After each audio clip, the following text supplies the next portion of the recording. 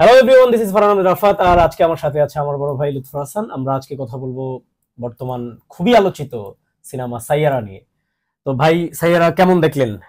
সাইয়ারা আসলে এটা আমি কেমন দেখলাম এটার আগে বলে নিতে চাই যে আমি দেখলাম, খেয়াল করলাম যে সাইয়ারা না দেখা পর্যন্ত মানে ইজ্জত থাকছে না, মানে একটা মানে প্রেস্টিজের ইস্যু হয়ে দাঁড়াইছে। সাইয়ারা না দেখলে হবেই না। এখন সাইয়ারা আমরা তো আসলে মানে সিনেমা হলে গিয়ে সিনেমা দেখতে পারবো না। তো এখন যে সমস্ত মানে যেভাবে আমরা দেখি আর কি, তো সেভাবেই দেখলাম। দেখার পর তারপর দেখি যে আসলে কি আছে এটার মধ্যে, মানে সিনেমাটার মধ্যে আছে কি। তরুণ প্রজন্ম এত পাগল হয়েছে কেন, এবং কি সবচেয়ে বড় ব্যাপার হচ্ছে যে এই সিনেমা দেখে মানে কান্নাকাটি করাটা নাকি মানে অত্যাবশ্যকীয় হয়ে গেছে।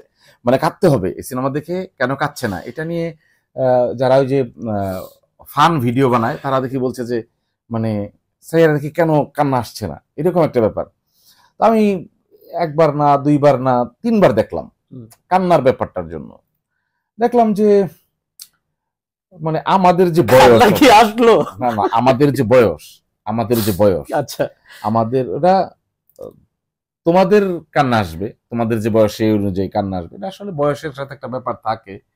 তো আমি একবার দেখলাম, খুব টাচ করছে আমার কাছে নানান কারণে। সিনেমাটা সুন্দর, হ্যাঁ, ভালো, এটা গুরুত্বপূর্ণ সিনেমা এই সময়ের, আর আমাদের জন্য আরো জরুরি। এটা আমি বলবো কি কারণে।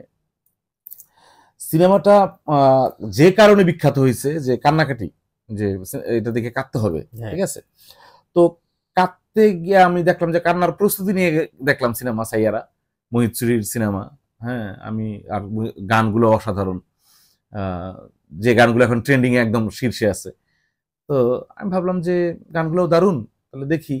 দেখলাম কিন্তু কান্না আসলো না। হ্যাঁ, মানে ইমোশন আছে যথেষ্ট, কিন্তু আমি যে কাঁদবো এরকম না। একসময় আমরাও সিনেমা দেখে কেঁদেছি, যেমন ভারতের একটা বাংলা সিনেমা দেখে আমরা কাঁদছিলাম। সেই কি বলে ওই যে সাথী সিনেমা, শেষ দৃশ্যে যখন জিৎ আর সেই প্রিয়াঙ্কার দেখা হয়, জানি না কোথায় আছো বলো কত দূরে, এই গান যখন গায় তখন দেখা হয় এদের, তখন আমরা ইমোশনাল হয়ে যাই। তারপর আরো যে সিনেমা আমরা, যেমন হাম দিল দে চুকে সনম, এগুলো দেখে আসলে আমরা তখন কাঁদতাম আর কি। দেবদাস, আমরা কাঁদছি। কিন্তু এখন আমার যখন কান্না আসলো না, তখন আমার মনে হলো যে এটা আসলে বয়সের কান্না। এই বয়সে তরুণ যারা আর কি, জেনজি কাঁদছে একটা সিনেমা দেখে। আর কান্নাটা খুব পবিত্র অনুভূতি, তো কান্নাটাকে নিয়ে আসলে হাসাহাসি করা উচিত না, একদম না। তো সিনেমাটার মধ্যে আমার কাছে যেটা ভাল লাগছে, যেমন সেদিন হাঁটতে হাঁটতে আসছিলাম, যখন আমরা সিনেমা নিয়ে গল্প করছিলাম, তখন তুমি বলতেছিলা যে তোমার ভাল লাগছে যে, কি বললা যে বাইক, কি জানি, ওই যে বাইকের জামা নিয়ে যখন ওরে হচ্ছে ওই যে ও তো ওরে যখনই বাইকে ওঠাচ্ছে তখনই হচ্ছে বাইক ওরে জামা দিয়ে ওরে বাঁধতেছে, বেঁধে হচ্ছে ওরে নিয়ে একদম চলে যাচ্ছে কোথাও ঘুরতে, এখানে সেখানে। এটা হচ্ছে যে এই তোমার এই দৃশ্য তোমার মনে আছে, মানে তোমার যে বয়স, তুমি বিয়ে শাদী করো নাই, প্রেম করতেছো, প্রেমের থেকে দুঃখ পাচ্ছ, সেই দুঃখ আবার উদযাপন করছো, তোমার জন্য এই সিনেমা পারফেক্ট। কিন্তু আমার জন্য আসলে এটা ভালো লাগছে অন্য কারণে, সেটা আমি বলি। এখন যারা গান লিখছে বা যারা নিজেকে মনে করছে যে আমি একটু দুই একটা গান লিখতে চাই, তাদের আসলে এই সিনেমাটা দেখা উচিত। এই কারণে যে এই সিনেমার গীতিকার থাকে হচ্ছে এই সিনেমার যে নায়িকা, যে মেয়েটা, এবং এই মেয়েটা গান লেখে।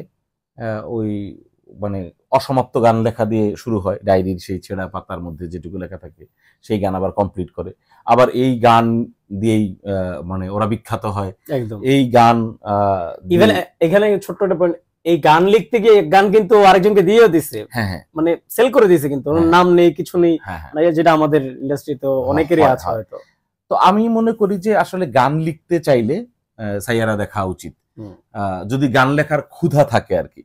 এখন এটা আসলে গীতিকারদের সিনেমা। আমার কাছে মনে হয়েছে যে একটা মেয়ে মানে সে তার ভাবনা জুড়ে মানে লেখালেখি, মানে তবে তার যে স্মৃতিভ্রষ্ট ব্যাপার, বা সে কাউকে চিনতে পারছে না, তারপরে আবারও হুট করে আবার স্মৃতি ফিরে আসছে, অ্যালঝেইমার বলে এটাকে, যে অসুখটা, এবং ওই যে ওর সাথে যে প্রতারণা করে যে লোকটা, আবার ওই তো কনসার্টের আয়োজক থাকে, এক্স বয়ফ্রেন্ড যে থাকে।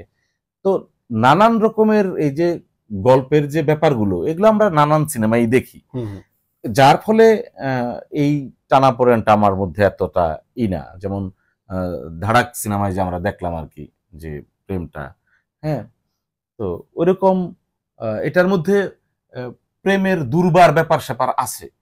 কিন্তু এখানে যেটা আমার কাছে যেটা লাগছে, যেহেতু আমি নিজে গান লিখি, যেহেতু আমি নিজে গান গাই, এই জায়গা থেকে আমার তৃতীয়বার যখন আমি সিনেমাটা দেখলাম, এই উদ্দেশ্যে আমি দেখলাম যে আসলে এখান থেকে গীতিকার যারা হতে চায় বা যারা গান লিখতে চায়, তাদের জন্য কেন এই সিনেমাটা গুরুত্বপূর্ণ।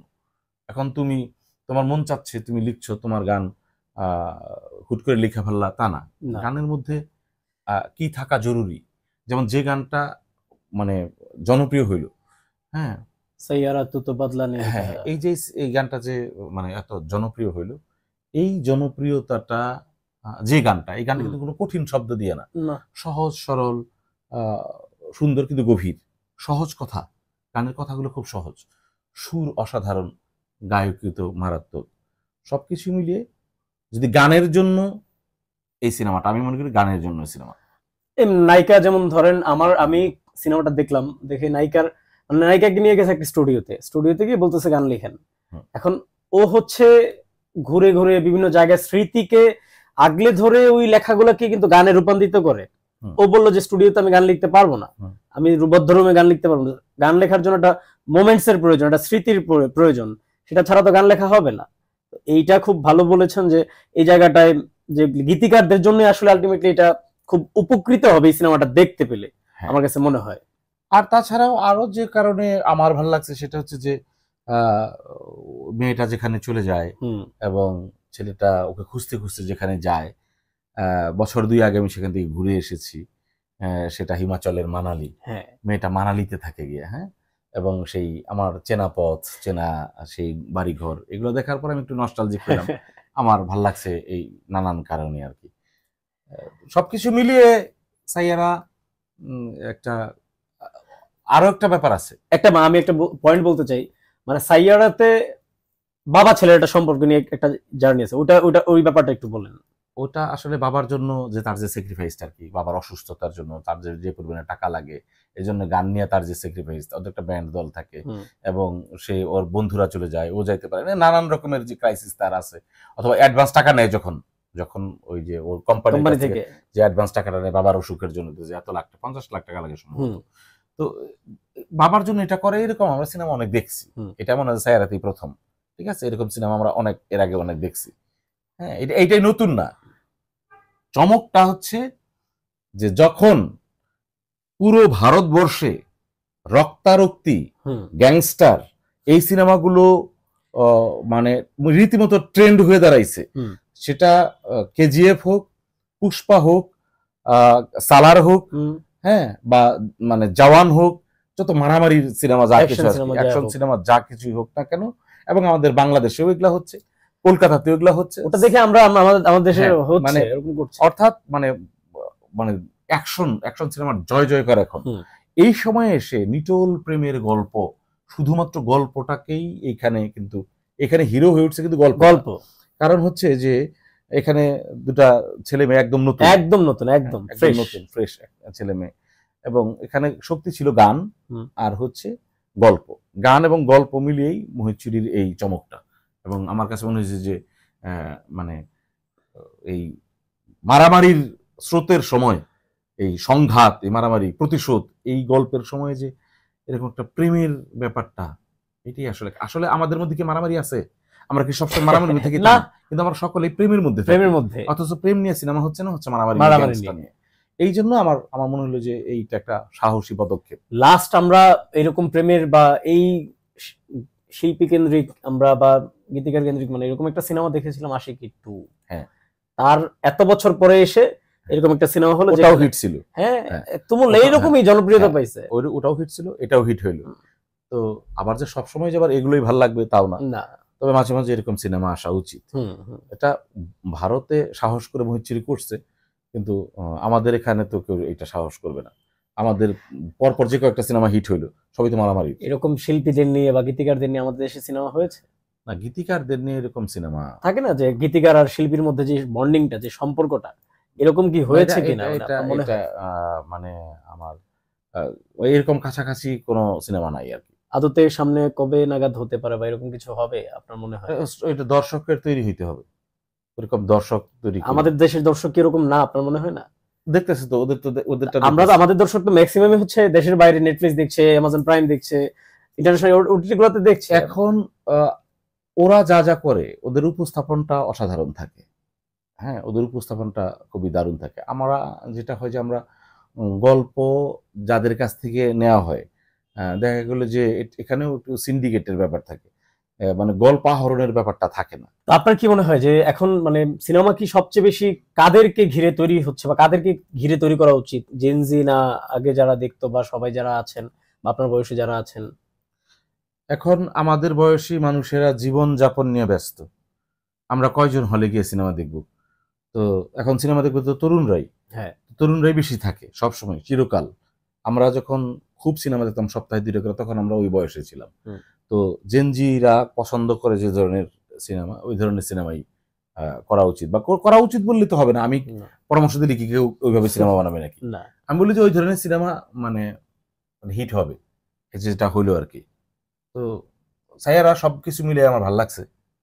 সবকিছু মিলে মানে সাইয়ারা ভালো সিনেমা, ভালো ভালো। হ্যাঁ, এরকম আরেকটা নিটল প্রেম আসুক, আসুক। এটার অপেক্ষায়। আমাদের আলোচনা আজকে এই পর্যন্তই। আমরা আগামী কোনো সপ্তাহে আমরা চলে আসবো অন্য কোনো টপিক নিয়ে, অন্য কোনো বিষয় নিয়ে। তো আপনি লুৎফর ভাই যদি কিছু বলতেন দর্শকদের উদ্দেশ্যে। আমরা আসলে মানে সিনেমা, গান, বিভিন্ন বিষয় নিয়েই কথা বলি। আমাদের যে সিনেমা এবং গান বা অন্যান্য যে বিষয়টা প্রাসঙ্গিক হবে সামনে, সেরকম কোনো বিষয় নেই, হয়তো বা পরের সপ্তাহে আমরা কথা বলবো। আমাদের সঙ্গে থাকুন, আমাদের আলাপে থাকুন। ভালোবাসা। ভালোবাসায়।